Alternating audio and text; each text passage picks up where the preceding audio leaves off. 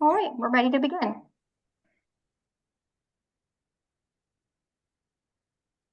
All right.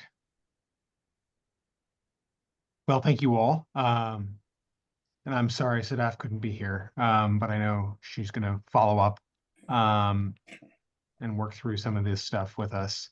Um, the purpose of us meeting today was to follow up and talk a little bit about the Comparable Communities Survey and where we are on that.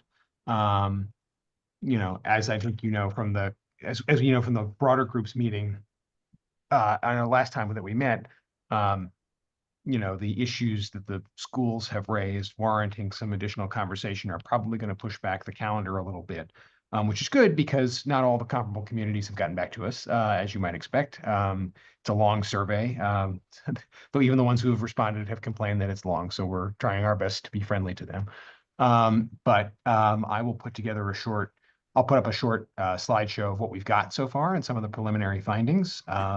I'll caution that it's a small sample size, right? We put it out to 15 communities. We've gotten 5 responses so far, but so 6 if you count Brookline.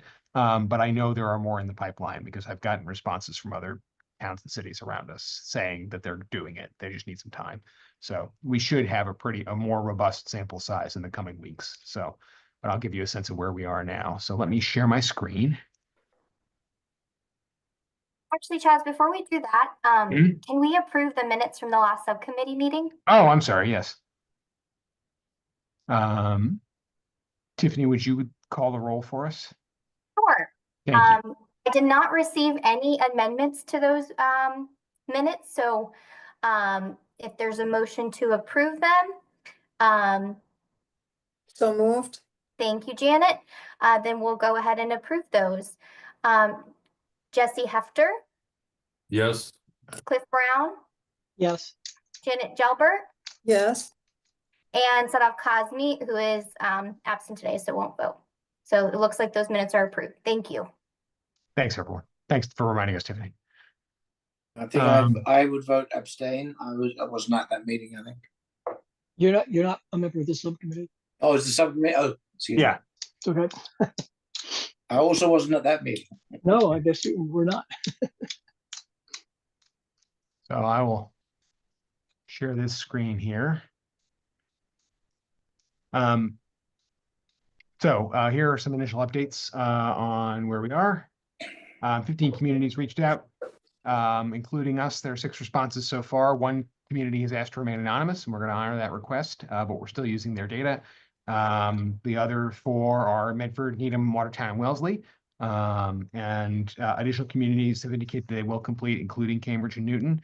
And the others we are reaching back out to ensure follow-up.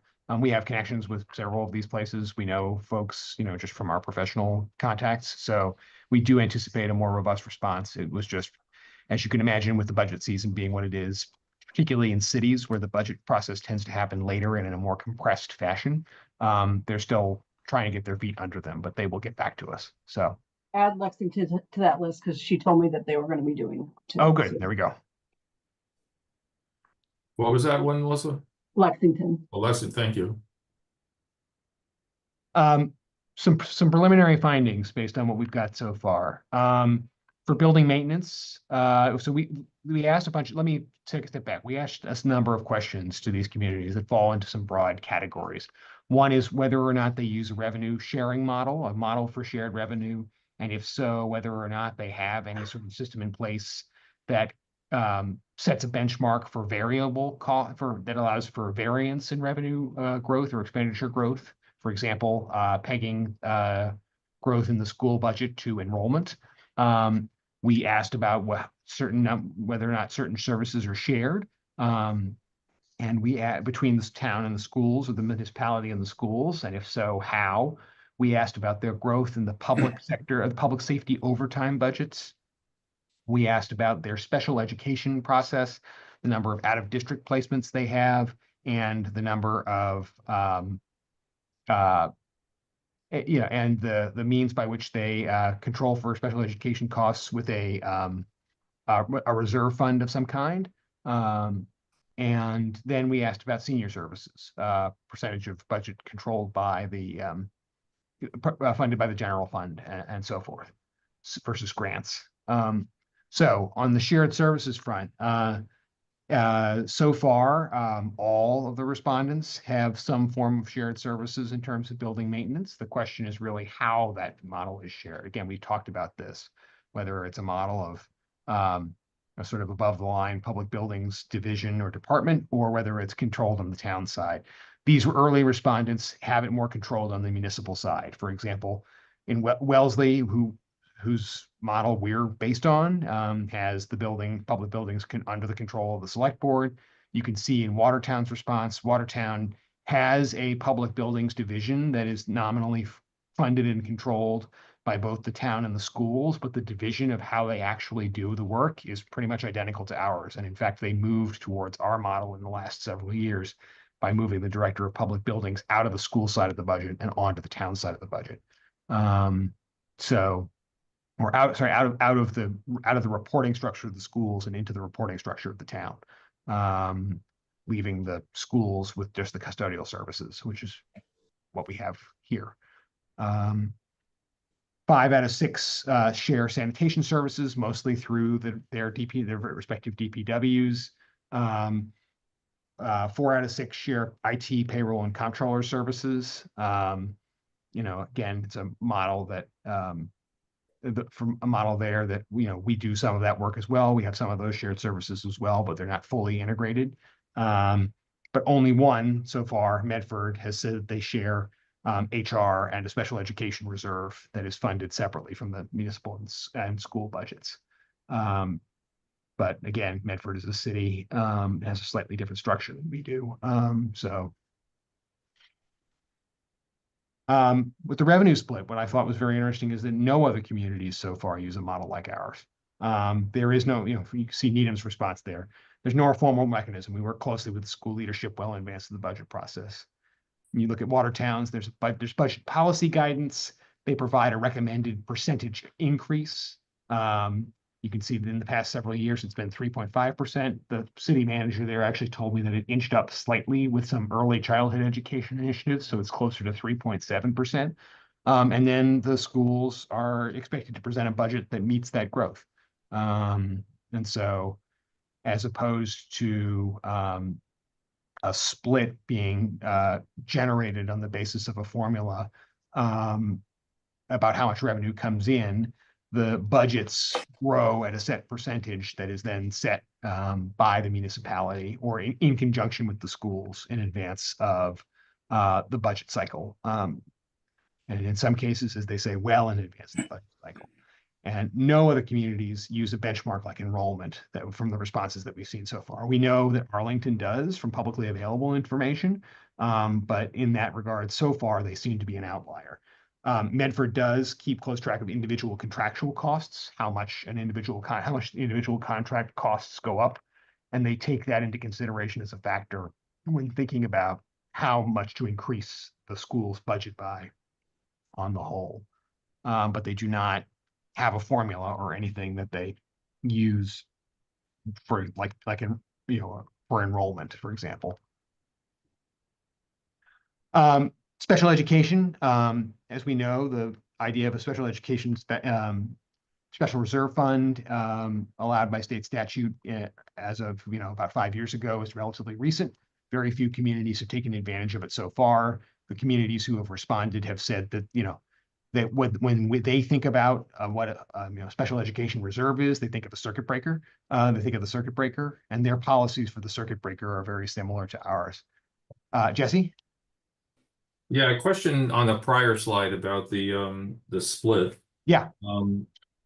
If I look in the town budget document, the financial plan, in the town school partnership section, it does mention that there was a time where the adjustment was made because of a drastic increase in enrollment, but there's nowhere else in there that it actually describes that how focused, perhaps is the word to say, the formula is on enrollment. Is that in fact the case, that it tracks directly with enrollment? Our current model does not. No. To your point. Yeah. So, Sorry, go ahead. I was just going to say, just so and Melissa can, add to this. that our town school partnership, the old one was put in place in 1993 or four, right? It's a very long time ago. And a long time ago, whatever sort of formula may have been in place as it related to enrollment increases or special education costs, disappeared. And so there was no documentation. So no one actually understood or knew what any sort of guidelines or formula was. And certainly I haven't heard any information or details about those formulas in the last 11 years. And Melissa's been here longer than I've been involved. Maybe she has some idea, but my understanding is that institutional knowledge is long gone. Yeah, the special education numbers that were in the old formula came from Peter Rowe. And so when Mary Ellen came in, there was no documentation that kind of said what the basis of those numbers were. And so it was kind of stuck in the model until we could figure out whether or not, we could take it out. And then the enrollment numbers were kind of predetermined based on override schedules and things like that, but wasn't associated with a head count or anything like that. It was just basically a lump sum committed by the town for additional funding. And, when the last override were 2-3 cycles ago, it probably should have been built in to that override number, but it was still in the formula. So it was also stuck in the formula as well. But when we changed the formula, we didn't need to worry about that anymore. Thank you for that clarification. I guess my deeper question maybe is, what is the formula? It's not, Cliff says perhaps there is no formula really. It's just a computation of some type. It's not described in the budget book. The institutional knowledge is gone. It's since 1995 that it started. How is this being done every year then? Where is this? So you're talking about currently versus what was in place 2 years ago. Because currently there is, Melissa can say it better than I can, but there is a quote unquote formula in place. But the documentation that you have, that's really about the old formula. And the new formula, if you will, or the new agreement, I'm not sure I've ever seen a ratified document. Well, that's my question, I guess, Cliff, is that there is no formula in the budget book. So my question is, it's referred to, but it's not there. So is it available, written down, so that on the town and the school side, we understand what it is? So it's basically that section in the budget book is how the formula works. It's essentially deducting your fixed costs and then applying the prior year percentage to both town and schools. Right. That's basically how it works. Okay. And then, obviously we have negotiated adjustments with the superintendent that we talk about, like when we raised the trash fee and we needed that entire amount to go towards paying for the trash service. That was kind of an adjustment after the split. And then, when we talked about crediting the schools for the group health savings from the reductions that you made, that was also another thing that was credited, after the split was made. I guess again, I'm just still asking if, you're asking about where the 60/40 comes from. No. That was historical. Maybe that was in, maybe it was 50/50 in 1995. Right. And now it's 60/40. That's drift over the years. Not drift in a bad way, Chaz. It's just drift because it's a motion in a direction. That's what it is. That's what I mean. Yep. Yeah. But my question is what Melissa just said. I know it's recorded. I could go back to the tape, listen to it later, and write it all down. But is it documented somewhere that that's what we do? When we in Brookline are determining what our school allocation will be for 2027, what steps are we going to take? So it's just super clear. And I guess one of the reasons I'm more sensitive about it this year than I was last year, just joining the school committee, is now I'm on the finance committee. So I'm seeing more things and I'm, asking more questions because, I'll be there at least for the next 2 years. So or maybe longer. So the thing is I want to just understand when parents and other people talk about this the town school partnership and the split, I want to be able to explain very clearly how we're really doing it year to year. And if there are Sure. variations, like one year it's trash and the next year it's utilities and the next year it's a credit for geothermal and the next year it's something else, that's okay. But I mean, I'm just suggesting that we be super transparent about how we're calculating it. Right, and I think that we are. I think that we, you know, the general formula has been working the same for the past, you know, however many years. And the one-offs are described in the split sheet. Basically, you know, we have the shared services that always happens. And so the variation there is, you know, if there are utility costs or kind of, you know, unknowns in the shared services, you know, that would provide a little, we have that built into our model though, too. Okay. If there's an override, the override funds are also kind of articulated through those adjustments as well. And I would say that the sanitation fee is kind of a rare, you know, as we calibrate the fees under the new formula, I think we realized that the old formula adjusted for sanitation, the new formula didn't, and we realized that we needed to be able to raise fees to cover the entire cost of the service. That's why the adjustment was made. And then obviously the group health was based on the current environment. So there were always one-offs in both the old formula and the new formula. And I think we've tried to be as clear as possible, you know, how the beginning part of the formula works and then the adjustments that are made after the initial split. Yeah, I think the last point Melissa just made is really important to internalize, which is that the budget and the initial formula that comes somewhere in like December, right? Based upon the, you know, the budget forecast the town has created. And during the spring, as we've seen, a number of the assumptions about like state aid and group health and those types of things, they actually get solidified to a level where there can be adjustments that you see happening all during the spring. But the initial formula is, you know, deducting the stuff off the top and then applying the percentage use from the prior year. Got it. Thank you.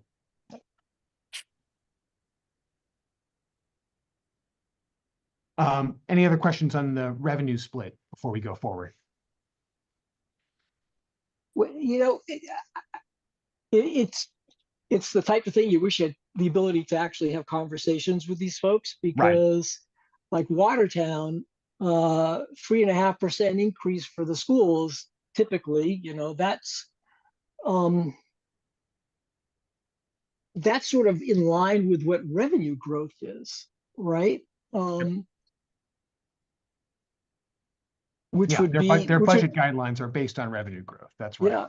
Yeah, which would be make things a lot more controllable. I'm just kind of wondering how they deal with situations where, how they would deal with a situation where they have a population increase. Well, don't forget they also have a fully funded pension system, so they don't have the pressures that we have. Fair enough. On some of the fixed costs. Yeah. And their city manager also made clear in his responses that a lot of this is due to the fact that they have experienced astronomical new growth over the last 4 years. That's true too. Yeah. So I think it might be helpful once we have all of the answers and are trying to draw conclusions, if whatever's presented to us on paper has some of these caveats in it, so that we know that what we're looking at and we don't keep asking the same questions over and over again, because nothing looks like us. Right. They're different from us this way, they're different from us that way. Would be very helpful to do. Right. Wherever possible, I have language in the survey about trying to avoid apples to oranges comparisons, and, you know, trying to suss out where the play in the joints is. And you'll see on the next slide where I want to follow up on this, because I want to be sure that I'm understanding correctly how they are responding to this next question about special education placements, because we are way out of alignment with other communities on this, and it makes me think that they may be not reporting what I think they're reporting.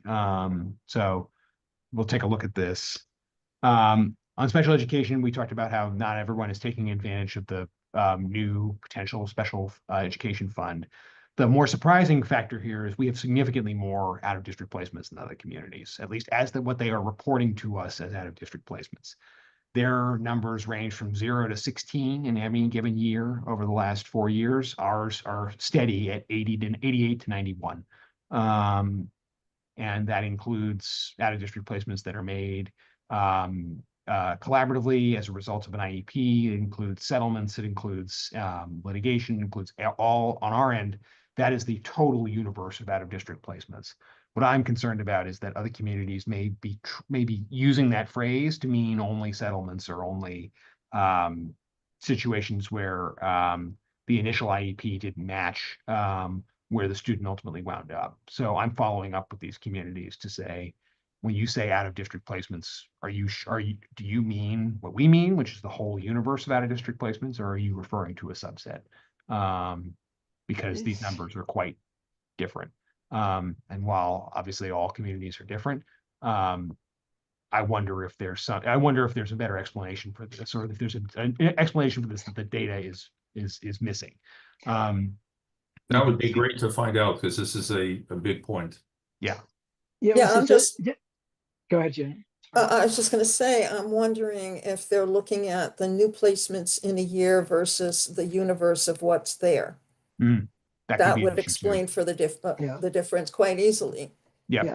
So, I mean, the other thing, I mean, the DESE information gives, how much money they're spending on special education. You can see that relative to their budget.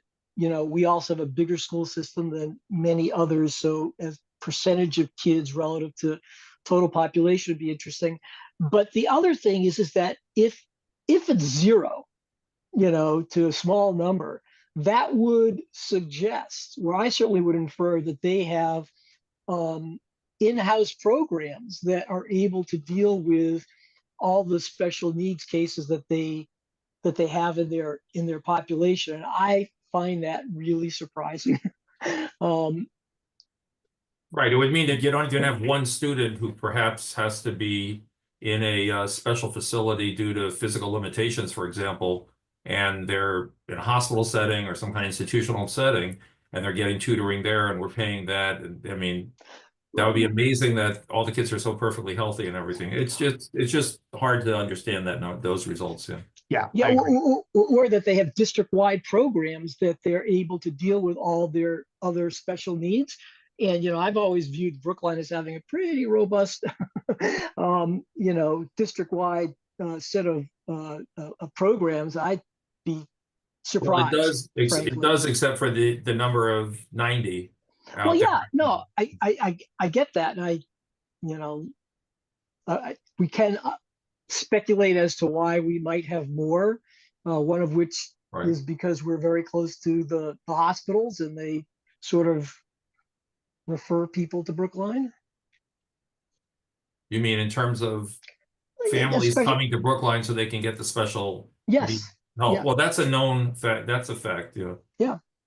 It's people are, if there are communities that say if you have a child in your family that has certain needs, Brookline will take care of it, and if they don't, you'll be able to get out-of-district placement.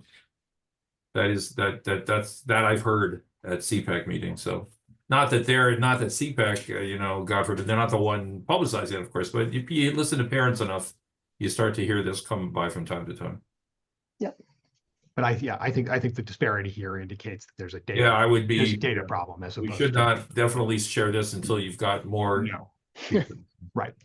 Right. So we're going to go back to these folks and check. Although it isn't although it's being recorded, Chaz. But but I think we're putting the caveat in place, right? Yes, of course. It seems very difficult to believe that that's the reality. Yeah.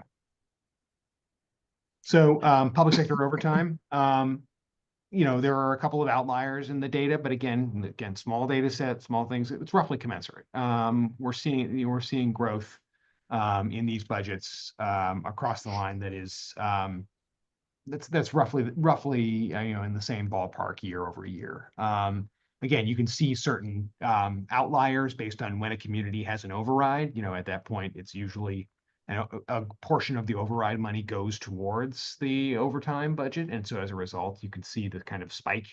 Watertown had a similar problem to what we had in terms of vacancies in the police department. They solved it the same way we did, which was getting out of civil service and allowing for an increase in recruitment. That dropped their growth in the overtime budget significantly. We're still playing catch up in terms of how the ebb and the flow of overtime works, and with the public safety business office and all of that.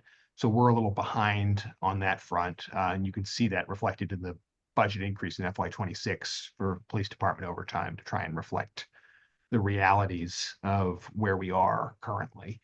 But generally speaking, in this small sample size we have so far, we're in line with where other communities are in terms of this growth. Is the overtime rate, Chaz, something that if you look statewide or nationally, are we within the realm of where other communities are? Overtime seems to be. Charlie Young has done a little research on that, and I would defer to him. I want, because we've been talking about this particularly in the context of the fire department. Fire department, sure, yeah. Where there's a general rule of thumb that your overtime budget should be around 10% of your operating budget, and that's not where we are. But we are comparably situated to other communities. So even though we're not meeting that 10% benchmark, when you look at other communities that are similarly situated, we are in the realm of where their overtime budgets are. So I know Charlie has done some digging on that, so I can ask him to follow up there. That would be good to know, because overtime is a strange bucket. Yep. And I think one of the other things that I'm seeing here with this, just based on the kind of the lumpiness of the data based on when overrides pass, or when a significant shift happens, is that other communities have the same problem we have, which is they don't grow their overtime budgets until they absolutely have to. They make it work, right? They make transfers between funds, they do what they can, but unless or until there's an inciting event that requires them to do it, they don't grow the overtime budget appreciably. That's not a universal factor. I do see some steady overtime shifts based on usage in some of these responses, but in others, it looks more like ours in terms of fire, where there's a flat year, a giant jump when we put $300,000 into the budget, and then a more dynamic look going forward. I guess just one other quick question about Sure. the in communities that are closer to the 10%, are there different measures in place that, I mean, this is not really town school, I'm just talking from the town perspective and generally financially. Are there other measures in place in communities that are successful at keeping into that sort of 10 or 12% threshold that are opportunities for us in Brookline to follow? Yes, but again, I think it's a matter of what the community is willing to do, right? There's been a tremendous amount of conversation about this issue about flexible staffing, whether or not the community is willing to tolerate fewer than 4 people on an apparatus some of the time. Some folks say yes, but the feedback we got at town meeting was pretty negative. Folks don't want to have fewer than 4 people on a truck. They don't care if other communities do it. They don't want Brookline to do it. Right. And so that kind of ties our hands, right? If we're in a situation where the community wants to pay more for a service that goes above and beyond what other communities have, that's a political choice, and we will obviously implement it, but it costs money. Right, but I guess my question has more to do with how have other communities been successful? So if we need to, for example, convince our colleagues in town meeting, next time around, of why maintaining it at the level that's sort of national or state of in that 10 or 12%, of the budget is reasonable. Having those measures and talking points would go a long way to allowing people who are going to do it by a data-driven method rather than what the union has signs outside telling you or whatever might be something that the town or us in town meeting might be more responsive to if we had those measures or narratives and data from other communities who have been successful at maintaining their overtime budget at that level, because it affects it affects the schools as well, because it's money out of the budget. Right. Yeah. Okay. And on our end, we've done our due diligence in terms of, building a purpose-built website to explain, the process, the thought behind why we're doing what we're doing. We continue to try to educate the public on this and, reframe it as an issue where we wouldn't make a decision that would make people unsafe, right? I That's just understand. not where we'd be. But we need to explain how, when you're explaining these things from a data-driven perspective, sometimes you have all the data in the world and someone can still come up and say, well, just for example, we had a town meeting member who was a firefighter who came up and spoke at town meeting and I think made a very, compelling argument from personal experience, right? Hey, I don't like the idea of you putting 3 people in a truck because I did it in Florida and I didn't like it. Right. Florida is not Massachusetts, but That's doesn't right. matter. That's his Oh, lived experience. I heard That's a him. powerful argument. Yes. Um, so, senior services, our senior services are roughly 77% funded through the general fund.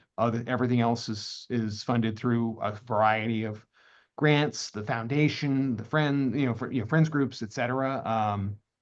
I will say we have been extremely successful and we are incredibly fortunate to have the Senior Center Foundation providing us with continual support. That organization is really unique and it's kind of the envy of a lot of other communities who really wish they had something that robust, providing that level of support to their operations for older residents.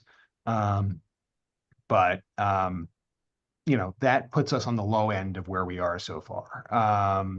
It is in line, other communities that have similarly robust grant programming and or external donations are around where we are in the 76% is the low end. So there's one community that's lower than us right now that's coming in. But for the others, it's more in the 90s. It's, between 95 and 100% funded by the general fund.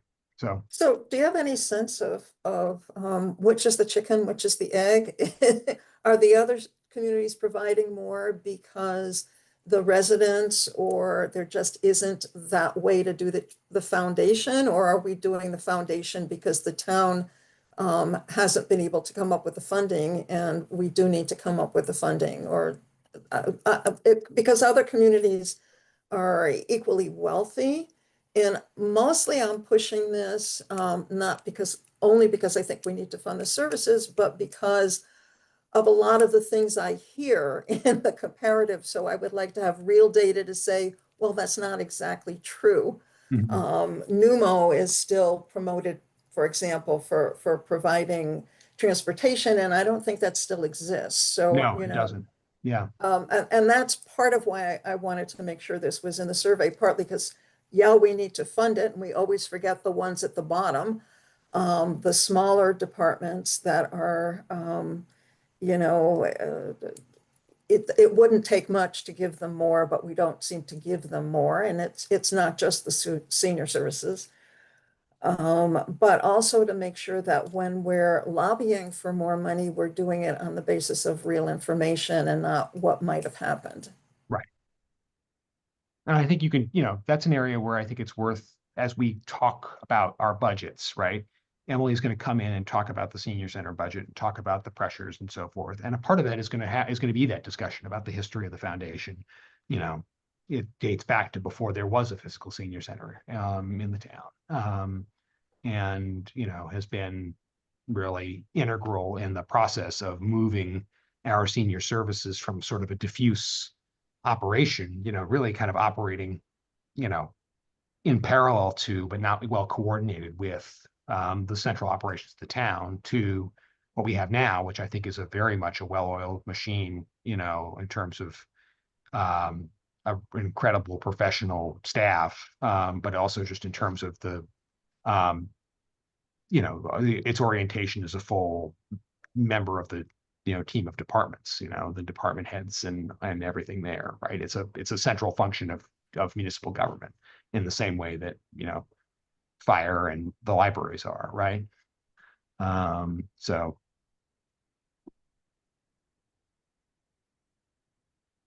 I think more to come on that. I think it'll be helpful to have that conversation with Emily. Mhm. So that's where we are. Some interesting preliminary things, but the sample size is small. We need more information and we need it from a broader range of communities. So we will be back to you with more of this when we have it. But I wanted to give you that update and let you know where we are there.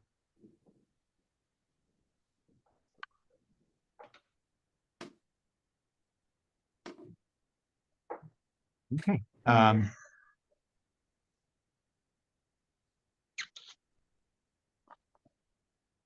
Sorry, 1 second.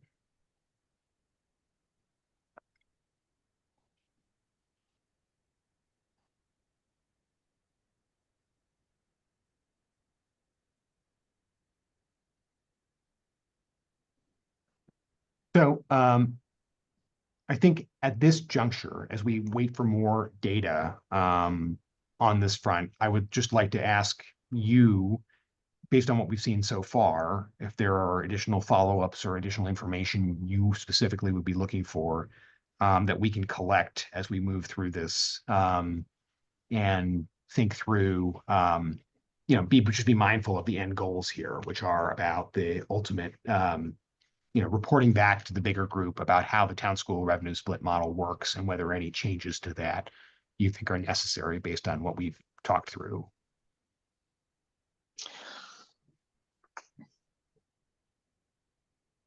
At least for my part, I'd say that we need more data, and then Yeah. we can sort of, figure some stuff out. Yeah. Yeah. And I think that is incoming, which is good. It's just going to take a little while longer, It's Understood. optimistic to give them a short deadline, and some of them actually made it, which was very good. But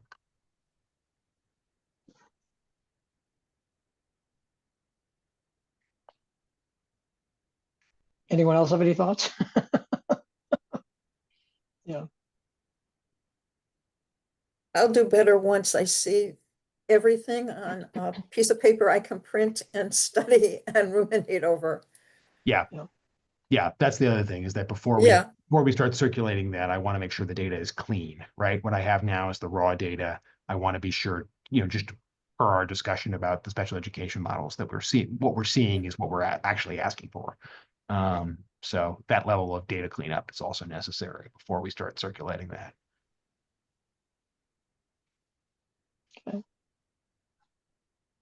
Are there any gaps? That is, when they complete surveys, do they leave out some questions or expand more on others? Some have been more responsive than others. For example, the anonymous community that also submitted a link to their budget and said, you can see these numbers here. These are public numbers. So we're going to fill in the data from that. But most everyone is filling out every question, and some have, I want to thank, obviously all of them. It's a Right. big undertaking. Medford had a team put together to do this. Watertown did great work. So I really want to thank all those communities that have responded so far. But yeah, everyone is taking it seriously. Everyone is interested in the results. Everyone is, the folks who have filled it out have asked, when can I see other people's answers? So I think we're asking good questions, so that's good. I was just going to add that, the initial data, just interestingly only, I mean, it could be coincidence, are all similar, you said.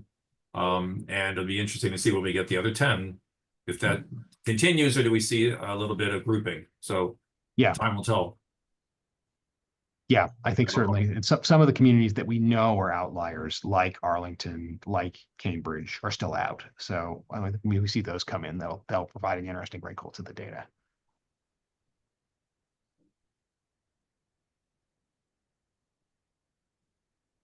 I would suggest then that we plan to meet again in about 3 weeks from now, by which point I should have more information and have some of this cleaned up. Does that sound workable for folks? The week of the 7th or the week of the 14th, depending on folks' availability. I think that'll work for me. far as I know, I'm here. The 7th would be better. I think we have some school committee workshop thing the week of the 14th. I don't know which day yet. I have to check, but. Okay. I'll send out an email anyway, since Yeah. Sadaf isn't here, and we can pin something more exact down. Great, yeah, that would be good.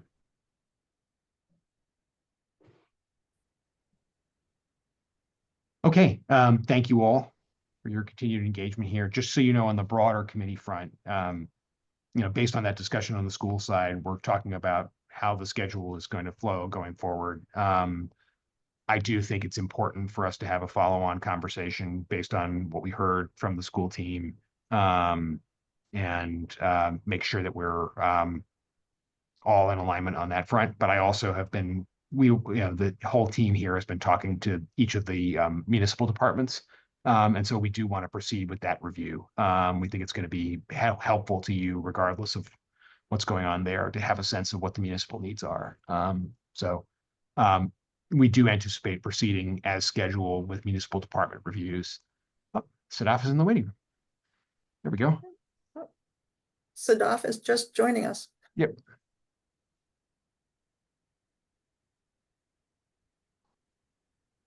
Hi, Sadaf. Hi, I'm so sorry. I had a conflict. but No, here- no, it's fine. The top line, the takeaway so far is that we've gotten responses from 5 other communities, so it's a small Oh, sample size. Okay. But we anticipate getting more. And I'll send you the slides that I have from the basics. The data isn't clean yet. We still have some questions about, whether what we're seeing is what we asked for. Mhm. But we did get some interesting initial responses. So I'll send you the slides and we'll post them to this to this meeting when it's done, so that the community can see them as well. So, And then talking about next meeting dates. Chaz, just to Yeah. follow up to Cliff's comment about the out of district. Yeah. So Desi is saying that at least a couple of years ago, for an enrollment, 487 students with IEPs, Mhm. 10% of the district were in either separate schools, residential facilities, or homebound hospital placements, Mhm. which made about an enrollment for out of district of 50. So which is above the state rate of around 6%. So, Yeah. I mean, for Brookline being a larger community, Yeah. our number of 90 is not so bad. I mean, it could be Right. bad. Saying it's a number, it's a plate, it's just a stick pin. The 50 for Watertown that Desi's reporting is reasonable as well. A number like 5 to 10 would be hard to understand until they give us some more I clarity. think that's right. Yeah. Thank you.